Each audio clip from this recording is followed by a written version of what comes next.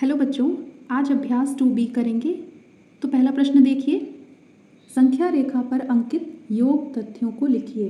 बच्चों, यहाँ संख्या रेखा दी गई है जिस पर 0 से लेकर 11 तक की संख्याएं अंकित हैं। इस पर योग तथ्यों को दर्शाना है। सबसे पहले 0 से शुरू करके कितना स्थान चले? 4, तो लिखेंगे 4। फिर 4 के आगे कितना स्थान चले? 1, 2, 3, 4, 5 स्थान चले। तो 0 से शुरू करके कुल कितना स्थान चले? 9 स्थान। इसे इस प्रकार भी लिख सकते हैं, 4 + 5 = 9। अगला प्रश्न देखिए, दूसरे प्रश्न में भी यहाँ संख्या रेखा ही दी गई है। इसमें 0 से शुरू करके कितना स्थान चले? 5। फिर 5 से आगे कितना स्थान चले? 1, 2, 3, 4, 5, 6 स्थान। तो 0 से शुरू करके कुल कितना स्थान चले? 11 स्थान। तो हम इसे ऐसे भी लिखेंगे, 5 + 6 = 11। अगला दूसरा प्रश्न देखिए, निम्नांकित तथ्यों को संख्या रेखा पर दिखाइए। पहला तथ्य है 5 + 4 = 9।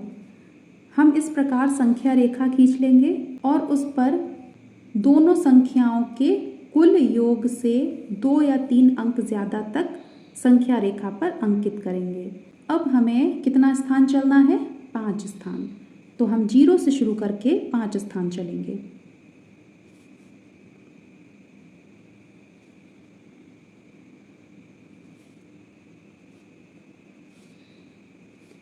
फिर 5 के बाद हमें कितना स्थान चलना है?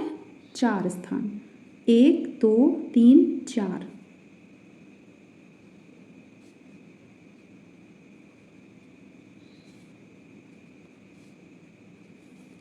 अब 0 से शुरू करके कुल कितना स्थान चले? 9।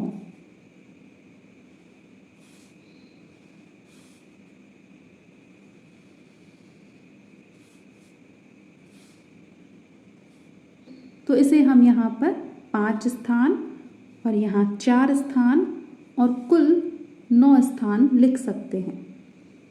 अगला बच्चों, यहाँ दूसरा तथ्य दिया है 0 + 5 = 5। एक संख्या रेखा खींचेंगे जिस पर दोनों संख्याओं के कुल योग से 2 या 3 संख्या ज़्यादा तक हम संख्या रेखा पर अंकित करेंगे। सबसे पहले हमें 0 स्थान चलना है। अब 0 से हम 0 स्थान चलेंगे तो हम यहीं पर रहेंगे, बिल्कुल नहीं चले। अब हमें 5 स्थान चलना है, यानी कि अब हमें 0 से 5 स्थान चलना है।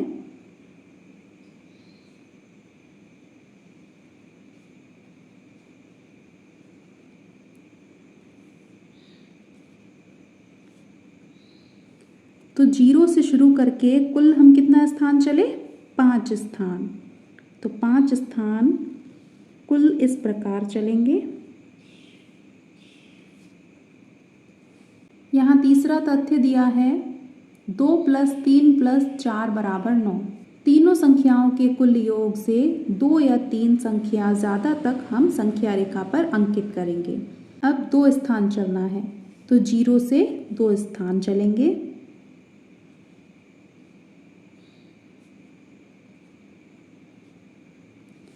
फिर 3 स्थान चलना है, 1, 2, 3, 5 तक।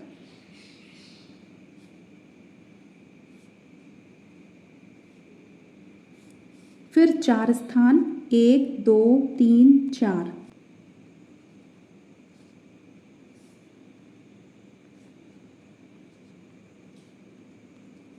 अब 0 से हम कुल कितना स्थान चले?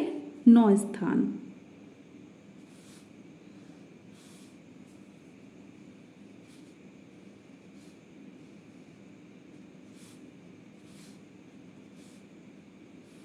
यहाँ हम इस प्रकार लिख सकते हैं, पहले 2 स्थान, फिर 3 स्थान, फिर 4 स्थान। कुल कितना स्थान चले? 9 स्थान। अब अगला प्रश्न देखिए, निम्नांकित कथनों में रिक्त स्थानों की पूर्ति कीजिए। बच्चों, इस प्रकार के सवाल करने के लिए आपको कुछ नियम पता होने चाहिए। तो चलिए सबसे पहले नियम देखते हैं। पूर्ण संख्याओं के प्रगुण। बच्चों, योग के लिए प्रगुण, घटाने के लिए प्रगुण। सबसे पहला प्रगुण है क्रम विनिमेय प्रगुण। बच्चों, क्रम विनिमेय प्रगुण कहता है कि संख्याओं का क्रम बदलने पर योगफल समान रहता है। जैसे हम एक संख्या ले लेते हैं 2 + 3। अगर इन दोनों संख्याओं को जोड़ते हैं तो हमें उत्तर कितना मिलेगा? 2 में 3 जोड़ने पर 5। अगर इसका क्रम बदल दें, जो आगे संख्या है उसको पीछे लिखते हैं, जो पीछे है उसको आगे कर दें। 3 + 2 तो कितना होगा? 3 में 2 जोड़ने पर 5। तो संख्याओं का क्रम बदलने पर योगफल समान रहता है। तो हम ये कह सकते हैं कि 2 + 3 बराबर है 3 + 2 के। अब घटाने के लिए क्रम विनिमेय प्रगुण देख लीजिए। हम यही संख्या ले लेते हैं 2 - 3। बच्चों, 2 में से अगर 3 घटाएंगे तो हमें कितनी संख्या प्राप्त होगी? 1, लेकिन माइनस का, क्योंकि छोटी संख्या से जब बड़ी संख्या घटाते हैं, उल्टा घटाने पर हमें संख्या माइनस की प्राप्त होती है। अब इसका क्रम बदलकर घटाते हैं। 3 - 2 बराबर कितना आएगा? 1। यहाँ ऋणात्मक संख्या है, यहाँ धनात्मक, तो यानी दोनों संख्याओं में बहुत अंतर है, तो घटाने की संक्रिया क्रम विनिमेय नहीं है।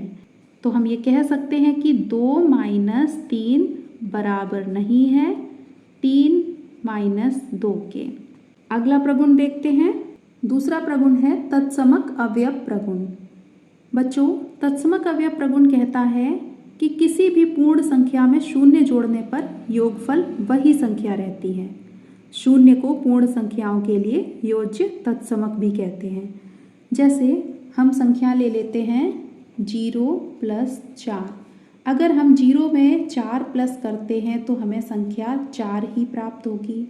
अगर हम 4 में 0 प्लस करें तो भी हमें संख्या 4 प्राप्त होगी। और घटाने में क्या होता है? घटाने में अगर हम 0 से 4 घटाएंगे तो हमें -4 मिलेगा, क्योंकि छोटी संख्या से बड़ी संख्या घटाएंगे तो हमें उत्तर माइनस में मिलेगा। अब अगर हम क्रम बदल दें, 4 में से 0 घटाएंगे तो हमें 4 मिलेगा। यहाँ ऋणात्मक संख्या है, यहाँ धनात्मक, तो यानी कि उत्तर समान नहीं है। तो हम कह सकते हैं कि घटाने के लिए तत्समक अवयव प्रगुण लागू नहीं होता है, जबकि योग की क्रिया के लिए तत्समक अवयव प्रगुण लागू होता है। अब अगला प्रगुण देख लेते हैं। तीसरा है साहचर्य प्रगुण। बच्चों, साहचर्य प्रगुण कहता है कि 3 पूर्ण संख्याओं को क्रम में जोड़ते समय यदि 2 संख्याओं का समूह बना लें, यानी कि जोड़ा बना लें, तो योगफल में कोई फर्क नहीं पड़ता है। जैसे हम संख्या ले लेते हैं 3 + 4 + 2। हमें ये 3 संख्याएं जोड़नी हैं। अब अगर हम इन 2 संख्याओं का जोड़ा बना लें, सबसे पहले हम ब्रैकेट सॉल्व करेंगे। 3 और 4 जोड़ने पर हमें उत्तर मिलेगा 7 + 2। 7 में 2 जोड़ने पर 9, उत्तर हमें मिला 9। अभी हमने आगे वाली 2 संख्याओं का जोड़ा बनाया है। अगर हम पीछे वाली 2 संख्याओं का जोड़ा बनाएं तब देखते हैं उत्तर समान आता है या नहीं। 3 + 4 + 2। अब पीछे वाली 2 संख्याओं का जोड़ा बनाकर देखते हैं। 3 + 4 में 2 जोड़ेंगे तो 6, 3 और 6 9, उत्तर समान आया है। तो यहाँ हम कह सकते हैं कि योग की क्रिया के लिए साहचर्य प्रगुण लागू होता है। अब घटाने के लिए देख लेते हैं। संख्या 3 - 4 - 2। अब हम आगे वाली 2 संख्याओं का जोड़ा बनाकर घटाएंगे। 3 में से 4 घटाएंगे तो उत्तर क्या मिलेगा? -1, फिर -2। -1 और -2 घटाने पर -3 मिलेगा। अभी हमने आगे वाली 2 संख्याओं का जोड़ा बनाया था। अब हम पीछे वाली 2 संख्याओं का जोड़ा बनाकर घटाएंगे। 3 - 4 में से 2 गया 2, 3 में से 2 गया 1। यहाँ हमें उत्तर मिला है -3, यहाँ मिला है 1। तो हम कह सकते हैं कि घटाने की क्रिया के लिए साहचर्य प्रगुण लागू नहीं होता है। अब चलिए सवाल देखते हैं। बच्चों पहला सवाल है 345 प्लस 789 बराबर खाली स्थान 345। बच्चों यह क्रम विनिमेय नियम है। क्रम विनिमेय नियम में आपने पढ़ा कि संख्याओं का क्रम बदल देने पर योगफल पर कोई फर्क नहीं पड़ता। तो यहाँ 345, यहाँ 789। अब संख्या का क्रम बदला गया है, यहाँ आगे थी संख्या, यहाँ पीछे कर दी। तो एक संख्या ऐसी कौन सी है जिसको हम यहाँ पर लिखें तो इन दोनों का योगफल बराबर हो। तो कौन सी संख्या है? 789। अब देखिए अगला है 2889 प्लस 0। 2889 में 0 जोड़ना है। बच्चों यह योग का तत्समक अवयव नियम है। किसी भी पूर्ण संख्या में शून्य के जोड़ने पर हमें वही पूर्ण संख्या प्राप्त होगी। तो 2889। अब तीसरा देखिए 234 प्लस 456 ब्रैकेट में प्लस 789। अब यहाँ खाली स्थान प्लस 456 प्लस 789 ब्रैकेट में। यह योग का साहचर्य नियम है। यहाँ आगे वाली दो संख्याओं का जोड़ा बनाया गया है और यहाँ पीछे वाली दो संख्याओं का जोड़ा। यहाँ पर हमें ऐसी कौन सी संख्या लिखनी है कि दोनों साइड का योग समान रहे। अब यहाँ देखिए 789 है, यहाँ पर है, 456 यहाँ है, यहाँ भी है, 234 यहाँ नहीं है, तो हम 234 खाली स्थान में भर देंगे। अब अगला प्रश्न देखिए। अगला प्रश्न पूर्ण संख्याओं के लिए घटाने की संक्रिया क्रम विनिमेय नहीं है। 3 विभिन्न युग्म लेकर इसकी जांच कीजिए। बच्चों अभी आपने क्रम विनिमेय नियम में समझा था कि घटाने की संक्रिया क्रम विनिमेय नहीं है।